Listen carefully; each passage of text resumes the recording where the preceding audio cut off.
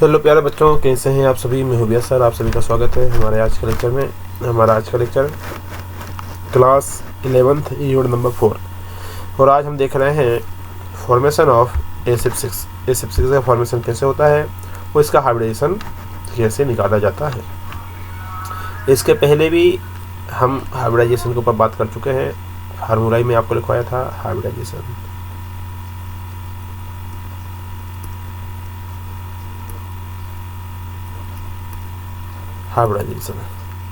Formula भी मैं आपको लिखवाया था। फार्मूला क्या था आपका?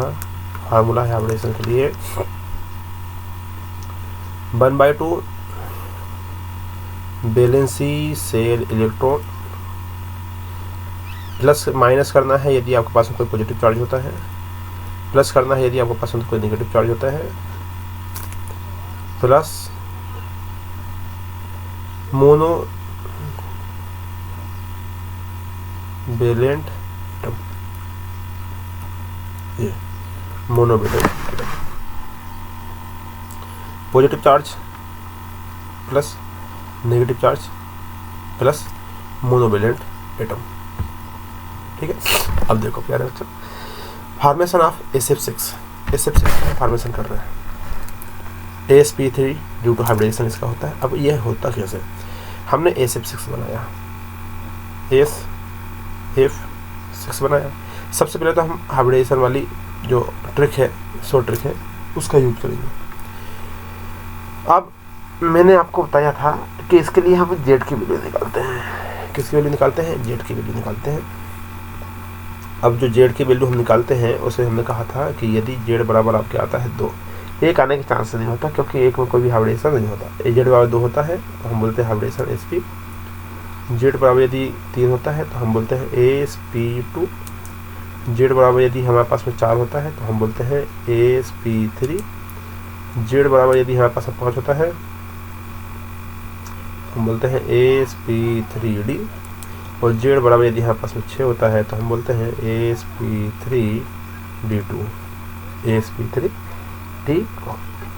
तो यहाँ पर यदि उसने बोला है एसिड-6 का हाइब्रिडेशन कितना है, sp3d2 है, तो इसमें ये हुआ कि यहाँ जेड की वैल्यू कितनी आनी चाहिए? 6 आनी चाहिए। अब फार्मूले में पुट करते हैं। देखो सबसे पहले 1/2 लिख लिया फार्मूले वाला। बैलेंस से ही लिखो कितना,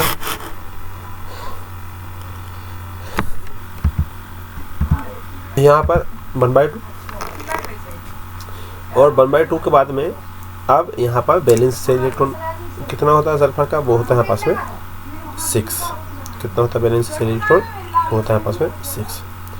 अब पॉजिटिव चार्ज है नहीं है मतलब 0, नेगेटिव चार्ज है नहीं है मतलब 0, प्लस मोनोवैलेंट एटम।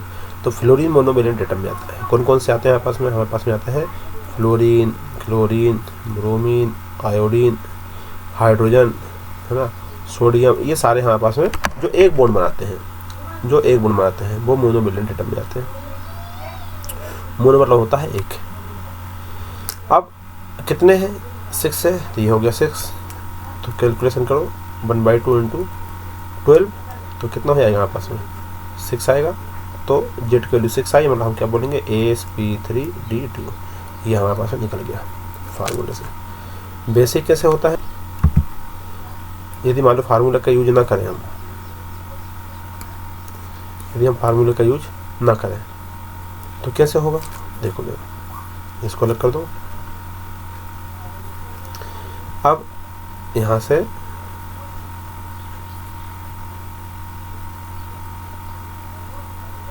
से अलग हुआ। चलो ये देख रहे हो, ये इसने बोला है कि इन एसिड-6 the central sulphur atom is the ground state outer electronic configuration. उसने बोला कि आउटर स्टेट का इलेक्ट्रॉनिक कॉन्फ़िगरेशन सबसे पहले हम लिखेंगे, वो एक अलग लंबी प्रोसेस है ना। तो ये आउटर इलेक्ट्रॉनिक कॉन्फ़िगरेशन होता है सल्फर का। In the exerted state the available 6 orbital that is 1s 3p and 2 are single occupied by electrons. These orbitals hybridized to form 6 new sp3d2 hybrid orbitals which are projected toward the 6th corner of the regular octahedron F6. These 6sp3d2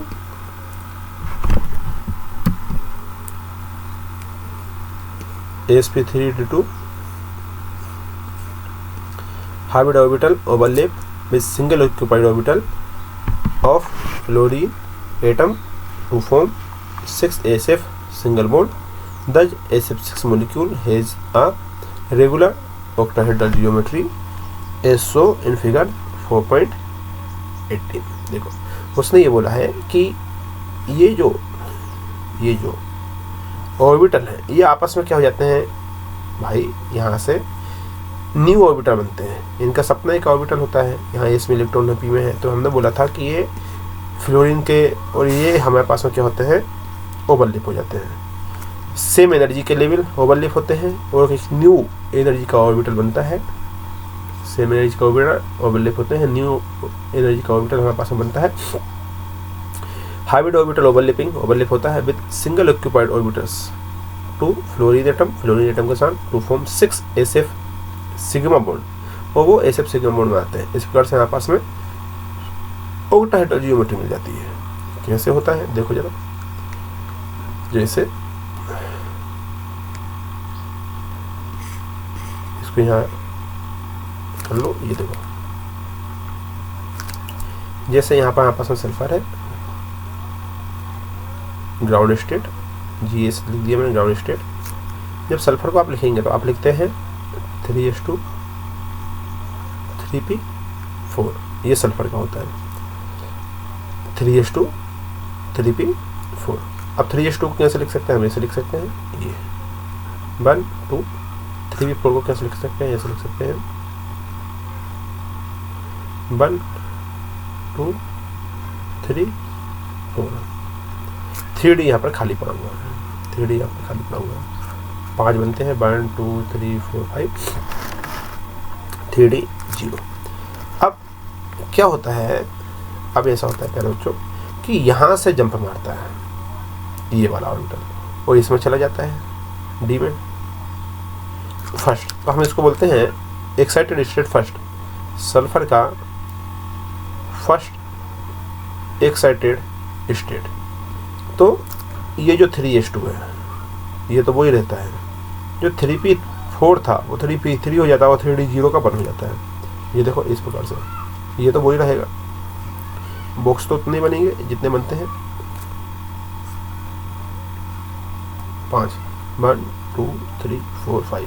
अब यहाँ 2 electron होते हैं, यहाँ एक और एक electron यहाँ jump करके चले जाता है, चला गया। लेकिन अभी ये कोई इलेक्ट्रॉन जंप करके जा सकता है, इसलिए हम लिखते हैं सल्फर की एक्साइटेड स्टेट सेकेंड। ये आपस में है सल्फर, ये हो जाएगा आपस में सेकेंड एक्साइटेड स्टेट, क्या हो जाएगा 3s1 3p3 और 3d2 हो जाता है। तो अब यहाँ पर जो 2 इलेक्ट्रॉन थे वो एक्साइटेड करके कहाँ चले गए, ये वाला जो इलेक्ट्रॉन है, ये वाला जो इलेक्ट्रॉन है ये जंप मारेगा और यहाँ चला जाएगा। अब देखो कैसे जाएगा, तो ये हो जाएगा 3s1 3p3 है, ये लो 1 2 3p3 3d2, ये बना आपस में डी 1 2 3 4। अब क्या हो जाएगा यहाँ पर, अब क्या हो जाएगा 1 इलेक्ट्रॉन है तो ये हुआ 1 3 है 1 2 3 2 है 1 2। क्लियर है ये। अब यहाँ ये एक्साइटेड स्टेट हो गया हमारे पास सेकेंड, इस प्रकार से एक्साइटेड हो जाता है। अब आता है हमारे पास में फ्लोरीन, अब आता है हमारे पास में फ्लोरीन। अब क्वेश्चन ये भी उठता है कि सर आखिर यहाँ इस वाले सेल से उठ के इस वाले सेल में जंप क्यों कर जाता है, क्योंकि इसकी एनर्जी इतनी कम होती है कि यहाँ से यहाँ एनर्जी आप आसानी से यहाँ से इलेक्ट्रॉन आसानी से ट्रांसफ़र हो सकते हैं। अब यहाँ से क्या होता है, फ्लोरीन आता है, एक फ्लोरीन आता है तो यहाँ पर ऐड हो जाता है, यहाँ पर एक फ्लोरीन ऐड हो जाएगा, इसके साथ ऐसा बॉन्ड बना लेगा, एक फ्लोरीन यहाँ ऐड हो जाएगा, एक इसके साथ बॉन्ड बना लेगा, एक फ्लोरीन यहाँ बॉन्ड बना लेगा, इस प्रकार से यहाँ पर, इस प्रकार से यहाँ पर, इस प्रकार से यहाँ पर। कितने फ्लोरीन हो गए देखो, ये भी कंप्लीट हो जाएगा, ये भी कंप्लीट हो जाएगा, ये भी। तो 1 2 3 4 5 6 6 फ्लोरीन हो गए, 1 2 3 4 5 6। और इस प्रकार से हम कह सकते हैं कि जब सल्फर के साथ एक फ्लोरीन आया तो एक बॉन्ड बनाया ये वाला, दूसरा फ्लोरीन आएगा दूसरा बॉन्ड बनाएगा ये वाला, तीसरा फ्लोरीन आएगा तीसरा बॉन्ड बनाएगा ये वाला, चौथा फ्लोरीन आएगा चौथा बॉन्ड बनाएगा ये वाला, पांचवा आएगा तो पांचवा बॉन्ड बनाएगा ये वाला, और छठवा आएगा तो छठवा ये वाला। तो इस प्रकार से आपस में एस बन जाते हैं। और इसका जो हाइब्रिडाइजेशन होता है वो क्या आता है, sp3d2। क्या आता है, sp3d2। sp3d2 क्यों बोला हमने, देखो इसलिए sp3d2 बोला हमने क्योंकि देखो केमिस्ट्री में बच्चों जो दिखता है वही होता है, इसमें मन से करने वाली कोई बात नहीं होती। अब मैं ये भी समझाता हूँ sp3d2 क्यों बोला। इसमें एक s शामिल हुआ, एक p हुआ, दूसरा p हुआ, ये भी p है, और ये क्या है px है, ये py है, ये pz है ना, 3 p होगा, p भी हुआ, p हुआ, p, ये हमारे पास में d हुआ और ये भी हमारे पास में d हुआ। तो हो गया ना sp3d2 हाइब्रिडाइजेशन, यहाँ से निकलता है sp3, इसको हम ऐसे लिखते हैं s, ये तीनों p को कंबाइन कर दो तो हम लिखेंगे p3 लिख देंगे ऊपर, और d कितने हैं 2 हैं तो एक d लिख के ऊपर हमने लिख दिया। तो ये हो जाता है आपस में sp3d2। क्लियर है। तो यहाँ पर sp3d2 हाइब्रिडाइजेशन आ गया। क्या आ गया, sp3d2 हाइब्रिडाइजेशन है। इस प्रकार से ट्रिक भी यहाँ 2 प्रोसेस है, एक तो लॉन्ग प्रोसेस, जो लॉन्ग प्रोसेस है वो बोर्ड एग्जाम में काम आती है, आपस में 11th का जो एग्जाम होगा उसमें काम आएगी। लेकिन जो ट्रिक है दूसरी, जो ट्रिक है वो कहाँ काम आएगी, वो एग्जाम में, कंपटीशन एग्जाम, कंपटीशन एग्जाम में, जैसे हमारे पास में नीट हुआ, जी हुआ, इन एग्जाम में 12th के हमारे पास में बोर्ड होंगे, उसमें हमारे पास में हाइब्रिडाइजेशन निकालने के लिए आती है, वहाँ ट्रिक काम करती है। बाकी मालूम होनी चाहिए प्रोसेस, कंप्लीट प्रोसेस मालूम होनी चाहिए कि आखिर हो कैसा रहा, वो बातें अलग है। ठीक है, तो इस प्रकार से हमारे पास हाइब्रिडाइजेशन हो जाता है। अब बढ़ते हैं आगे। अब यहाँ से आता है मॉलिक्यूलर ऑर्बिटल थ्योरी, MOT जिसको हम बोलते हैं, MOT। ये भी बोर्ड बनाने का एक तरीका बताता है, ये भी क्या बताता है, एक तरीका बताता है, MOT। क्लास 11th में चालू होता है आपस में, इसको शॉर्टकट में बोलते हैं MOT, molecular orbital theory,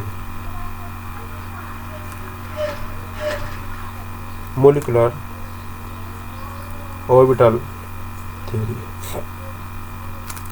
molecular orbital theory MOT by developed by F. Hund and RS। ये सारा दिया हुआ कि कब डेवलपमेंट हुआ है, क्या है इसका फीचर, देखते हैं क्या है।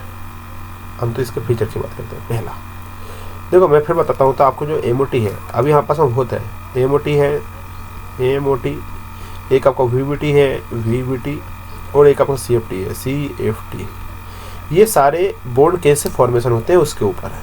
ये सभी क्या बताते हैं, ये सभी बताते हैं बॉन्ड फॉर्मेशन, बॉन्ड फॉर्मेशन कि आखिर हम क्वेश्चन आता है ना, how to bond form, bond कैसे फॉर्म होता है।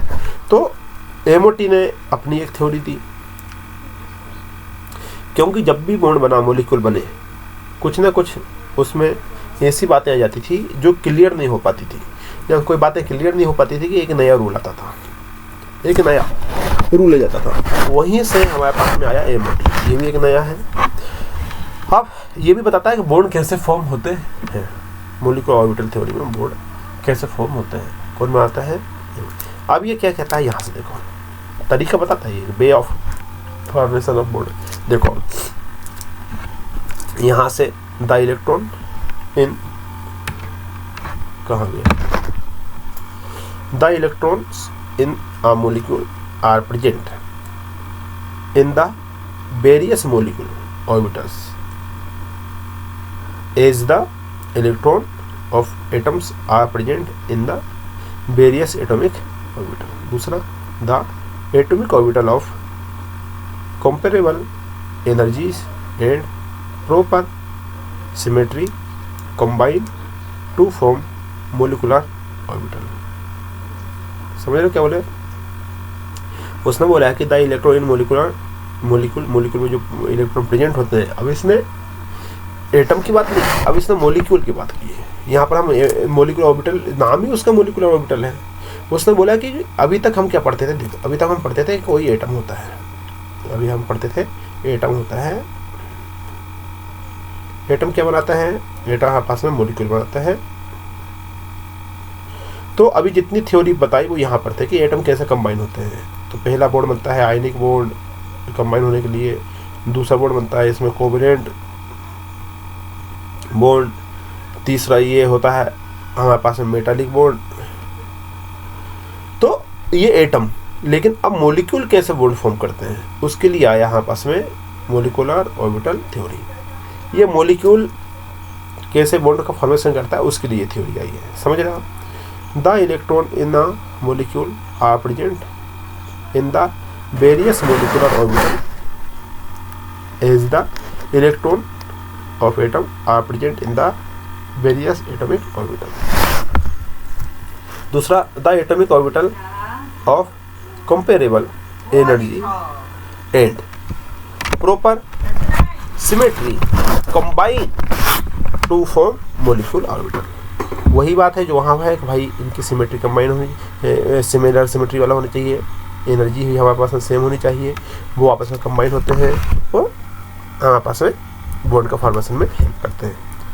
वाइल जबकि an electron in an atomic orbital is influenced by one nucleus, in a molecular orbital it is influenced by 2 or more nuclei depending upon the number of atoms in the molecule। thus इस प्रकार से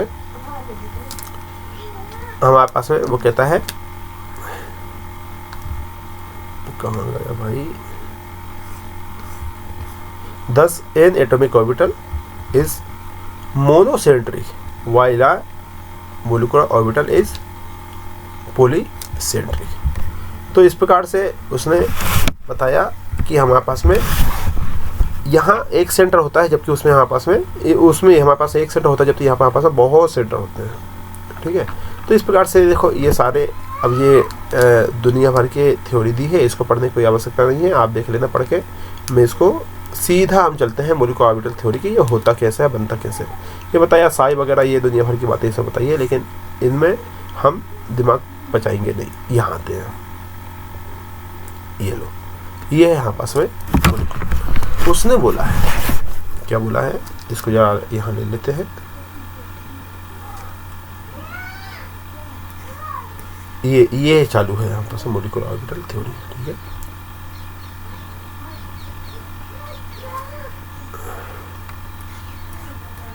आओ चलते हैं। देखो प्यार बेटो, ये एनर्जी है सर,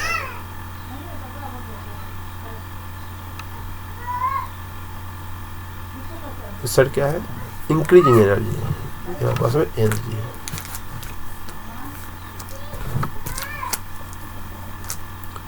यहाँ एनर्जी है, ये क्या है, एनर्जी। ये ऑर्बिटल बनाया, जैसे हमारे पास में एक एग्जांपल लेते हैं, समझने की कोशिश करना। मान लीजिए हम H2 की बात कर रहे हैं, H2 मॉलिक्यूल कैसे बना उसकी बात कर रहे हैं। तो H2 जब मॉलिक्यूल की बात कर रहे हैं हम, तो दो मॉलिक्यूल आपस में कंबाइन होते हैं। तो यहाँ एक आपने हाइड्रोजन ले लिया, हाइड्रोजन का एक इलेक्ट्रॉन, दूसरा हाइड्रोजन हम यहाँ पर ले लेते हैं, उसके पास भी एक इलेक्ट्रॉन होते हैं, आप तो ये जानते हैं। अब ये एक नया ऑर्बिटल बनाते हैं, ये जो ऑर्बिटल है ये एक नए ऑर्बिटल का फॉर्मेशन करते हैं। ये इस प्रकार से जितने ऑर्बिटल इधर होते हैं, उसने ये बोला था कि जितने ऑर्बिटल हमारे पास में इधर होते हैं इस साइड, ये उतने ही ऑर्बिटल हमारे पास में ऊपर होते हैं। यही ऑर्बिटल बनते हैं। इसमें से एक बॉन्डिंग कहलाता है, एक नॉन बॉन्डिंग ऑर्बिटल कहलाता है। एक बॉन्डिंग और एक एंटी बॉन्डिंग कह सकते हो। तो ये ऊपर वाला जो होता है वो एंटी बॉन्डिंग कहलाता है। क्या कहलाता है? Anti bonding orbital. इसकी एनर्जी हाई होती है, एटॉमिक ऑर्बिटल से। ये एटॉमिक एनर्जी देखो, तो यहाँ से समझो यार बच्चों, एक्चुअली ये हुआ कि दो एटम आपस में कंबाइन हो रहा है, इसको हटाओ, ये समझो, दो एटम आपस में कंबाइन हो रहा है, एक हाइड्रोजन कंबाइन हो रहा है, हाइड्रोजन का एटम प्लस दूसरा हाइड्रोजन का एटम कंबाइन हो रहा है, और हमारे पास में H2 बना। ये एटम है, ये एटम है, ये मॉलिक्यूल है, ये एटम है, ये एटम है, ये मॉलिक्यूल है। अब क्या हुआ, यहां पर एक एटम लिख लिया हमने, हाइड्रोजन लिख लिया, एक एटम हो गया। ये एटम की एनर्जी है, ये मान लो एटम की क्या है, एनर्जी है। ये हाइड्रोजन का एटम है, दो एटम कंबाइन हो रहा है, एक एटम हम यहाँ पर लिख लेते हैं, ये एटम की एनर्जी है। इनकी एनर्जी स्टार्टिंग में है, दोनों की एनर्जी है, लेकिन जैसे ही आपस में कंबाइन होने आते हैं पास में, एक नया ऑर्बिटल बनाते हैं, न्यू एनर्जी, तो इसमें से एक की एनर्जी बढ़ जाती है, ये एनर्जी इंक्रीज हो गई क्योंकि इससे मिले बढ़ रहे हैं, और एक की एनर्जी इससे कम हो जाती है, क्योंकि टोटल मिलाकर एनर्जी 0 होनी चाहिए हमारे पास है। जो ऊपर वाला होता है, अब ये सिग्मा बॉन्ड बनाता है और इसको हम स्टार से शो कर देते हैं। स्टार मतलब देखो, ये भी सिग्मा बॉन्ड बनाएगा। यदि स्टार है तो स्टार रिप्रेजेंट करता है एंटी बॉन्डिंग को, बस इतना है और कुछ नहीं। स्टार एंटी बॉन्डिंग को रिप्रेजेंट करता है और ये बॉन्डिंग को रिप्रेजेंट करता है। जितनी एनर्जी ऊपर बढ़ी उतनी एनर्जी नीचे कम हुई, ये दूसरे, ये एक दोनों को दूसरे कैंसिल आउट करेंगे और बॉन्ड का फॉर्मेशन कर देंगे। अब यहाँ पर हम जानते हैं कि इस वाले हाइड्रोजन के पास में एक इलेक्ट्रॉन है, इस वाले हाइड्रोजन के पास भी हमारे पास में एक इलेक्ट्रॉन होते हैं, दोनों कंबाइन होते हैं और कंबाइन होने के बाद में यहाँ पास में इस पास से बॉन्ड बना लेते हैं। देखो ये वाला एक इलेक्ट्रॉन पहले यहाँ आएगा, आया, अभी भी एक खाली है, दूसरा वाला भी यहाँ पर आ जाता है। तो ये मॉलिक्यूल का इसके बेसिस पे हम लिखना स्टार्ट कर देते हैं इलेक्ट्रॉन का। ये मॉलिक्यूल का ऑर्बिटल है, ये जो ऑर्बिटल है, ऑर्बिटल तो ये भी है, ये एटॉमिक ऑर्बिटल है। ये कौन सा ऑर्बिटल है, एटम लिखे हैं, एटॉमिक। ये हमारे पास में ये भी एटॉमिक ऑर्बिटल है,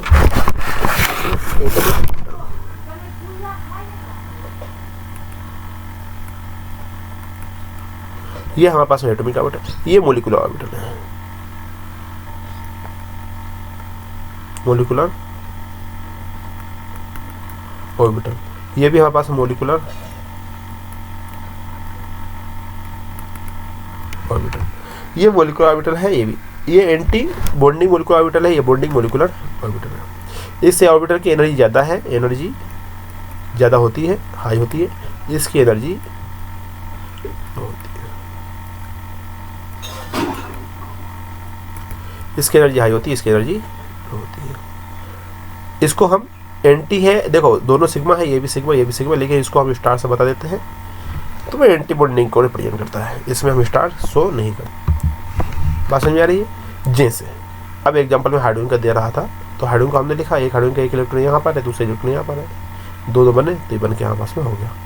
अब हम हाइड्रोजन का इलेक्ट्रॉन कॉन्फ़िगरेशन लिखते थे, तो 1s2 2s2 2s2 ऐसा करके लिखते थे, 1s बनाता था। अब यहाँ इसका इलेक्ट्रॉन कॉन्फ़िगरेशन हमको लिखना है।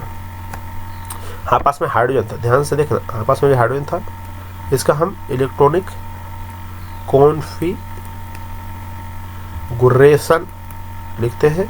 जब हाइड्रोजन का इलेक्ट्रॉन कॉन्फ़िगरेशन हम लिखते हैं, तो हम लिखते थे 1s1, लेकिन अब हम H2 का इलेक्ट्रॉनिक कॉन्फ़िगरेशन लिखेंगे, इलेक्ट्रॉनिक कॉन्फ़िगरेशन। यहाँ हमने एटम का इलेक्ट्रॉन कॉन्फ़िगरेशन लिखा। ये हाइड्रोजन क्या है, एटम है, यहाँ हम लिख रहे हैं एटम का इलेक्ट्रॉन कॉन्फ़िगरेशन, एटम का इलेक्ट्रॉन कॉन्फ़िगरेशन। यहाँ हम लिख रहे हैं मॉलिक्यूल का इलेक्ट्रॉन कॉन्फ़िगरेशन। हाइड्रोजन एटम का इलेक्ट्रॉन कॉन्फ़िगरेशन, हाइड्रोजन एटम का इलेक्ट्रॉन कॉन्फ़िगरेशन 1s1, लेकिन H2 मॉलिक्यूल के इलेक्ट्रॉन कॉन्फ़िगरेशन हमारे पास में अब ये अलग होता है। अब ये कैसे होता है, अब ये मैं आपको थोड़ी देर से बताता हूँ, ठीक है। तो यहाँ दो प्रकार का है, जब एटम था तो एटॉमिक इलेक्ट्रॉनिक कॉन्फ़िगरेशन लिखते थे एटम का, अब मॉलिक्यूल का इलेक्ट्रॉन कॉन्फ़िगरेशन लिखेंगे, तो मॉलिक्यूल में सिग्मा आएगा हमारे पास में, तो हम लिखेंगे सिग्मा, सिग्मा बॉन्ड बनाया, बन S2, ये है आपस में, और सिग्मा स्टार बन S0, ये इसका इलेक्ट्रॉन कॉन्फ़िगरेशन है। मैं आगे बताऊंगा, लेकिन अभी इतना समझ में आया ये क्या लिखा हमने, कैसे किया। यही है मॉलिक्यूल कैसे बनते हैं, फॉर्मेशन, उसके ऊपर MOT थ्योरी। क्लियर है। अब यहाँ पर आता है आपस में formation of molecular orbital linear combine of atomic LCAO। अब ये क्या होता है, अब इसको हम आने वाले लेक्चर में पढ़ेंगे। अभी वो भी आपको बताना है मॉलिक्यूलर ऑर्बिटल थ्योरी में कैसे बनता है, क्या है। लेकिन आज का लेक्चर यहीं पर कंप्लीट करते हैं और मिलते हैं आपसे आने वाले लेक्चर में। जब तक इसको एक बार प्रैक्टिस कीजिए क्या है, मिलते हैं, पढ़ाई करते रहिए जब तक। Wish you all the best. Thank you.